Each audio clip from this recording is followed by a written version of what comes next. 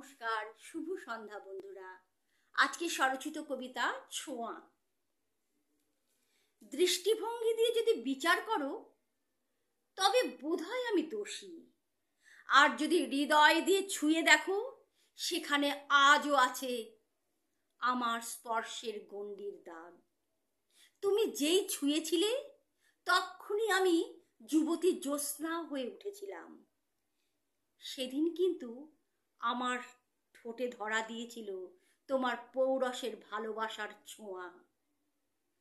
আজও বিলীন হয়ে যায়নি, আজও বিলীন হয়ে যায়নি তোমার গায়ের গন্ধ। একাকার হয়ে মিশে গিয়েছিল আমার নারী হয়ে ওঠার সন্ধিক্ষণ। তোমার কি মনে পড়ে না, নারী পুরুষ হয়ে ওঠার যে বেড়াজাল আমরা এক যুগ আগে ভেঙেছিলাম? আজ বিচার করছো?